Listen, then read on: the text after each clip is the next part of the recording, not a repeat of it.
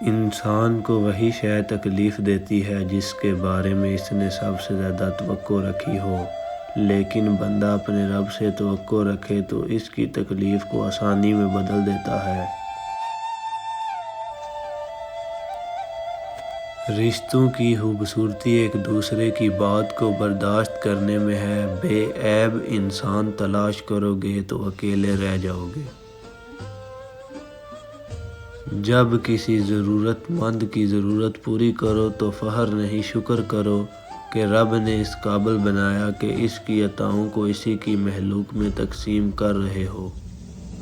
جن کی آنکھیں سجدوں میں بھیگتی ہیں وہ کبھی اپنی تقدیر اور قسمت پر رویا نہیں کرتے۔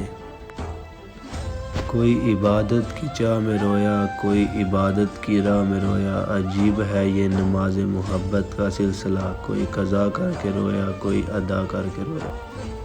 میری غفلتوں کی بھی حد نہیں، تیری رحمتوں کی بھی حد نہیں، نہ میری خطا کا شمار ہے نہ تیری عطا کا شمار ہے۔ یہ بات ہمیشہ یاد رکھو کہ دنیا کی محبت سے رب نہیں ملتا، لیکن رب کی محبت سے دنیا اور آخرت دونوں مل جاتی ہے۔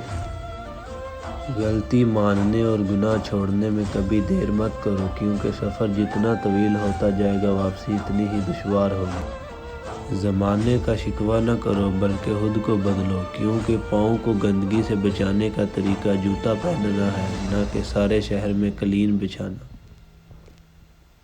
ہمیشہ سچے لوگوں سے دوستی رکھو، کیونکہ وہ اچھے دنوں میں سرمایہ اور برے دنوں میں محافظ ہوتے ہیں۔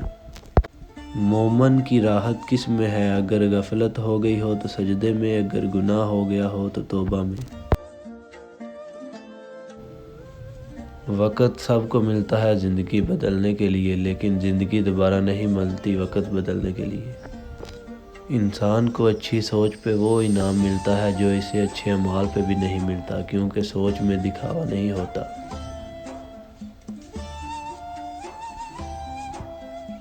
حضرت علی رضی اللہ عنہ نے فرمایا، جب طاقت زیادہ ہو جاتی ہے تو خواہش کم ہو جاتی ہے۔ حضرت علی رضی اللہ عنہ نے فرمایا، اگر تم اس وقت مسکرا سکتے ہو جب تم پوری طرح ٹوٹ چکے ہو تو یقین جانو دنیا میں تمہیں کبھی کوئی نہیں توڑ سکتا۔